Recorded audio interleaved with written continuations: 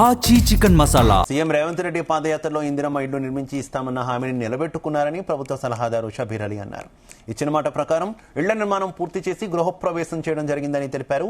కామారెడ్డి మండలం చిన్న మల్లారెడ్డి గ్రామంలో బిక్కనూరు లక్ష్మి, చిట్యాల రాజమనులకు సంబంధించిన ఇందిరమ్మ ఇళ్ల గృహప్రవేశం కార్యక్రమంలో షబీర్ అలీ పాల్గొన్నారు.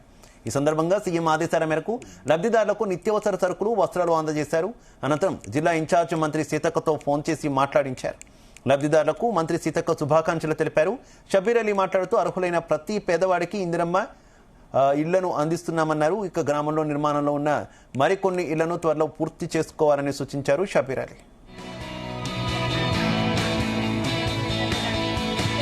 ఆయనే కామారెడ్డి నుంచి రాజంపేటకు పదయాత్ర సందర్భంగా చిన్నమల్లారెడ్డి హరిజనవాడలో ఈ రెండు రోడ్డు మీదనే కనిపించిన ఇళ్లను చూసి, అయ్యో షబీర్ భాయ్ ఇదేంది ఇంత సగం పడిపోయింది, ఎట్లా ఉంటారు, మరి అది కూడా మిగిలిన పడిపోతే చనిపోతారు కదా అని నేను ఆయన కలిసి లోపల పోయి మొత్తం ఇల్లు చూసినాక, ఒకటి రాజమణి గారు, ఇంకో ఆమె లక్ష్మి, వాళ్ళిద్దరు కలిసినాక ఇద్దరితో మాట్లాడి, నేను మీ ఆశీర్వాదంతో అమ్మ కాంగ్రెస్ గవర్నమెంట్ వస్తుంది, నేను ముఖ్యమంత్రి అవుతాను, తప్పనిసరిగా మీ ఇల్లును నిర్మాణం చేసి కొత్త భవనం తిరిగి మంచి ఇల్లు కట్టిస్తా అని హామీ ఇచ్చినారు.